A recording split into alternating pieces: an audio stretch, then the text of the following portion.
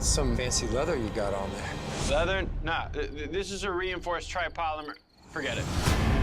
It has now been 311 days since lightning struck. We need to kick it up a notch.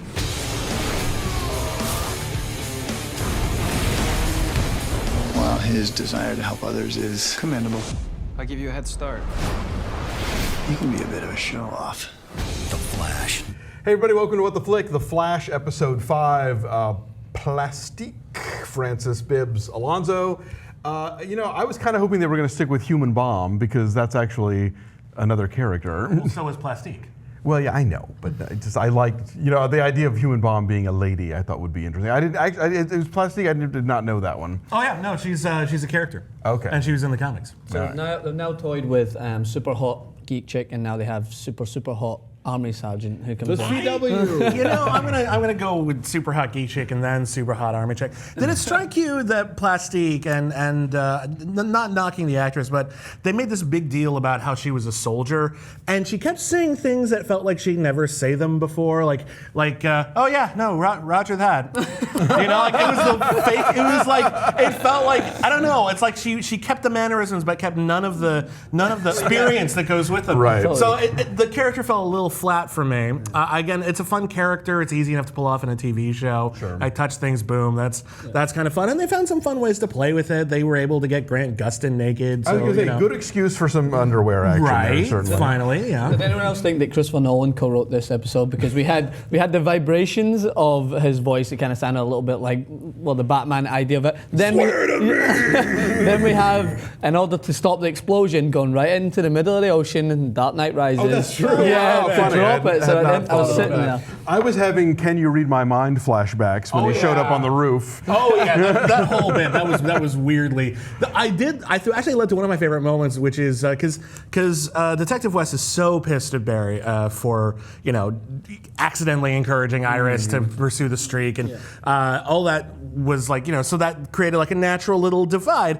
But then when the Flash comes in and just said, "No, I can do this to my voice," he's like, "Hey, that's awesome!" Like he broke. He wasn't clearly that mad. He was like, "Okay, you know what? That's just really cool. I don't even care." But boy, here's where this show is making me crazy. Okay. It's like, let's have a conversation about how, you need to tell her this is the only way to get out of this. It's the logical thing to do. And then, I can't tell her. It's like, brother, just get on with it already. Again, though, the show strikes me as a very faithful adaptation of what like a 1960s comic book would be like. They update certain elements to it so that it makes more sense in a modern serialized format. But that element of this cheesy soap opera, that element of these sort of contrived twists that just keep the world together and keep the concept cohesive, even the way that normally I find it rather insufferable. Fortunately, it doesn't get in the way too much. But the intro and outro narration is very much Stan Lee opening or whomever at the beginning of a comic book establishing here's the theme for this week, for this month's issue, and then we'll get out of it and everything just sort of ties in. That works for me, and I feel like it's creating a tone that allows for something that cheesy, and I'm able to enjoy that cheese. Even the weekly cutaway of Tom Cavanaugh.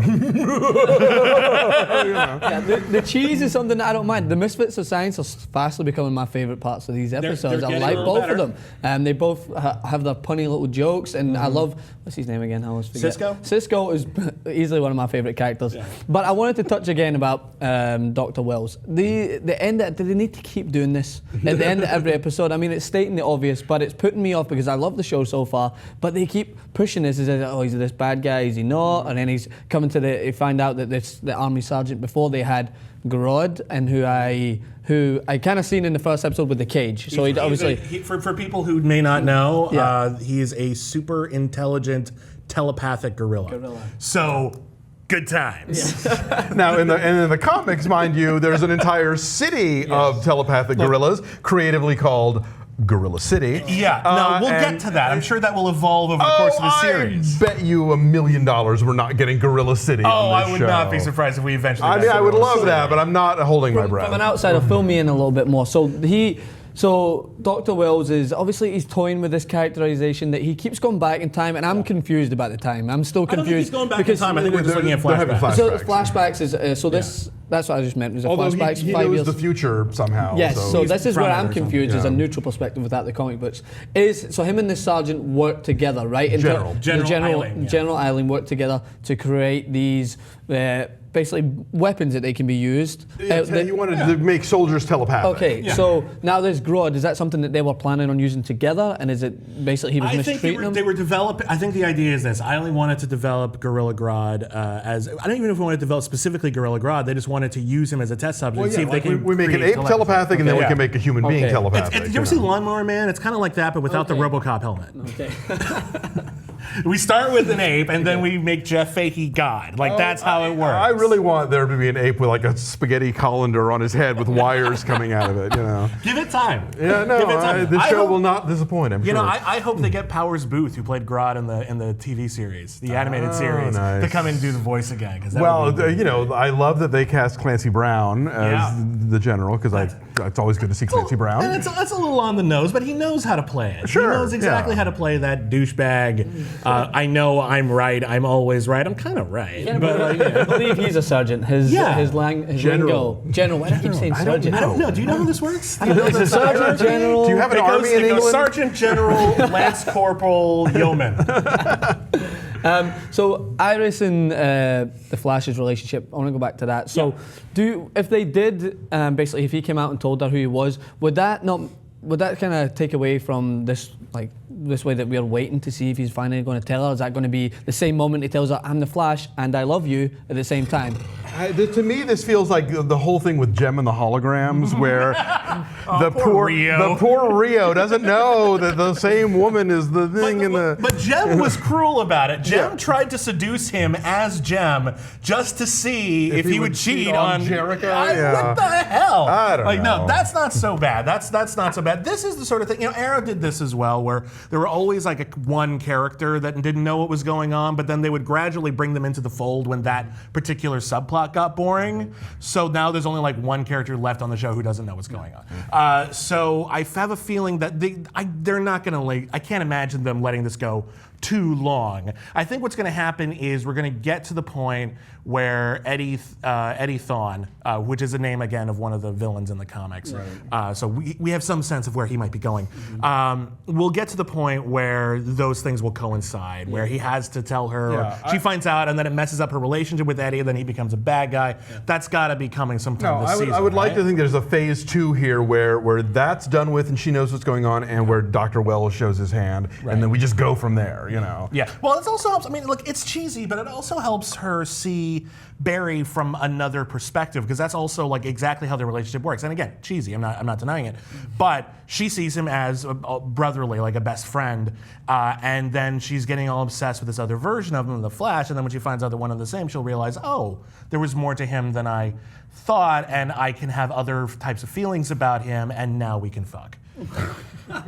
I love how this turns into a Q&A as well. I always come back with questions. I'm like, I'll ask Bibbs and I'll ask Alonso. I want to know these questions more. But that is because the outside perspective, I want to watch it. I feel as if it gives me a little bit of an edge, because I haven't read the comics books and it's completely new to me, but I just need to pinpoint these details, because it comes up Grod and I was like, I can imagine I'm the only one sitting there and everyone else is like, that's that. I don't know what it is. So I have to say, like, we're now far enough into this show in Gotham where, like, all right, I'm gonna accept the fact that this kid's too young. I'm gonna accept the fact that Bruce Wayne is gonna the be last a star. time you're gonna bring it Yes, up? I'm not. I'm gonna Okay. shut up about All it now. thank you. It is a thing that is Becoming the happening. drinking game for this review Sorry, series. Yes. but it took it's sort of like with Newsroom.